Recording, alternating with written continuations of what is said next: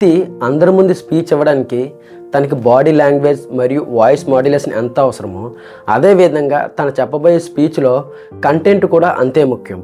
ఒకసారి మీరు ఆలోచించండి. మీరు ఒక దగ్గరికి స్పీచ్ ఇవ్వడానికి వెళ్తున్నారు.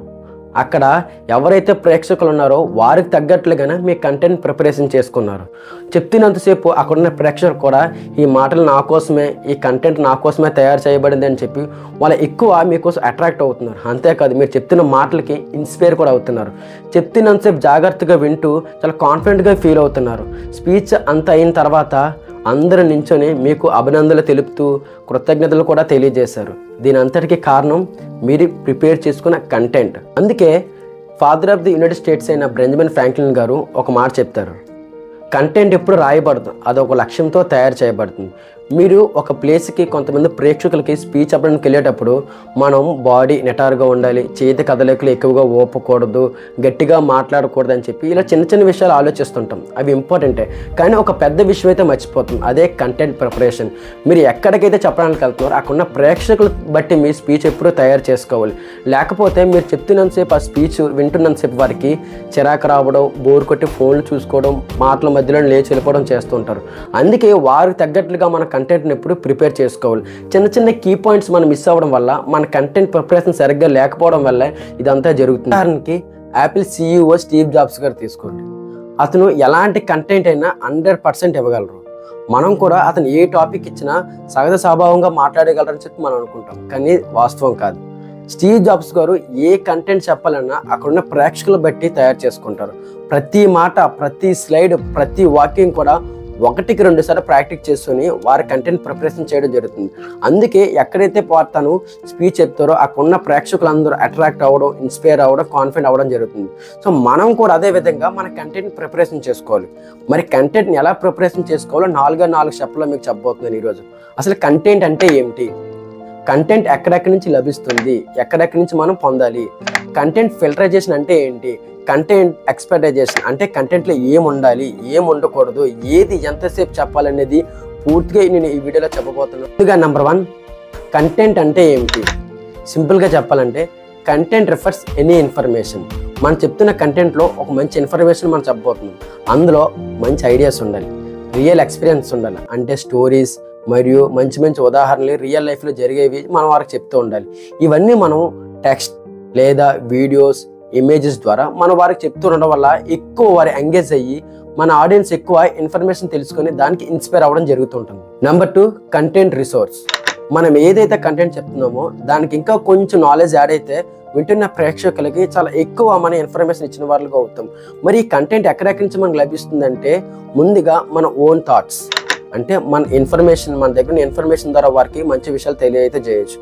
Number 2, ChatGPT. ఈ మధ్య ఎక్కువ ChatGPT యూజ్ చేయడం అయితే జరుగుతుంది. మీకు ఏదైతే టాపిక్ ఉందో దానికి మీరు కొన్ని ఇన్పుట్స్ ఇస్తే అది మంచి స్క్రిప్ట్ అవ్వడం అయితే జరుగుతుంది. నెంబర్ 3, బుక్స్ ద్వారా కూడా మనం చాలా విషయాలు తెలుసుకొని మనం ప్రేక్షకులకు ఒక మంచి కంటెంట్ అయితే మనం ఇవ్వగలం. 4, YouTube. 5, Google or news papers. ఇలాగ చాలా విషయాల ద్వారా మనం అందరూ ఇన్ఫర్మేషన్ గ్యాదర్ చేసి అక్కడ ఉన్న ప్రేక్షకులకే మన కంటెంట్ ఇవ్వచ్చు.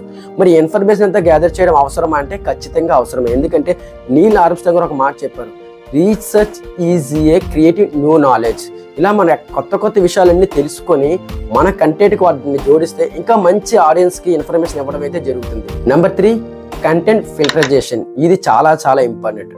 మీరు ఒక స్థలంకి, ఒక ప్రేక్షక వర్గానికి మీరు స్పీచ్ ఇస్తున్నప్పుడు అసలు వాళ్ళెవరు, వారి వయసు ఎంత, వారి అనుభవం ఎలాంటిది, ఎలాంటి విషయాలు వారికి చెప్తే వారు అర్థం చేసుకుంటారో, వాళ్ళకి నచ్చుతుంది అనేది ముందే తెలుసుకోవాలి. దీన్నే నీడ్ అనాలిసిస్ అంటారు మనం. సో అక్కడ వర్గానికి తగ్గట్లుగా మనం స్పీచ్ తయారు చేసుకోవాలి. దీనికి ఒక ఫార్ములా ఉంటుంది, 5W and 1H. అంటే 5 వర్క్మేట్స్ ఒక హోమ్లో ఉంటారు. సింపుల్గా అంటే 5 Wలతో వస్తుంది, ఒక H ఉంటుంది. ఈ 5W 1H ఫార్ములా ఎందుకు అంత ఇంపార్టెంట్ అంటే ఇది మనం ఎవరైతే ప్రేక్షకులకి మనం స్పీచ్ ఇస్తున్నామో వారు ఎవరు, వారు ఎలాంటి వ్యక్తులు, ఎంత అనుభవం ఉన్నవారు, వారికి మన స్పీచ్ ఎలా చెప్పాలి, ఎలాంటి విషయాలు చెప్పడం వల్ల వారు ఇంకెక్కువ మన స్పీచ్కి అట్రాక్ట్ అయ్యి మన కంటెంట్ వారికి ఎంత ఎక్కువ యూజ్ అవుతున్నది మనకు ముందే తెలుస్తుంది. అందుకే ప్రేక్షకులను బట్టి మన కంటెంట్ ప్రిపరేషన్ చేసుకుంటే మనం చెప్పే స్పీచ్ వారికి అర్థమయ్యి ఇంకా ఎక్కువ మనతో ఎంగేజ్ అయ్యి మనం చెప్తున్న విషయాల వరకు చక్కగా అర్థమవుతాయి. అందుకే కంటెంట్ ప్రిపరేషన్లో ఈ 5W1H ఫార్ములా అనేది ఖచ్చితంగా చాలా ఇంపార్టెంట్. Number 4 content expectation. ఇది చాలా చాలా ఇంపార్టెంట్. దీన్ని మనం ఎంత చక్కగా మనం వినియోగించుకుంటామో వీటిని బట్టే మన కంటెంట్ ప్రిపరేషన్ మెయిన్గా ఆధారపడి ఉంటుంది. మన కంటెంట్ ఎక్స్పెక్టేషన్లో 3 ఉంటాయి మెయిన్గా.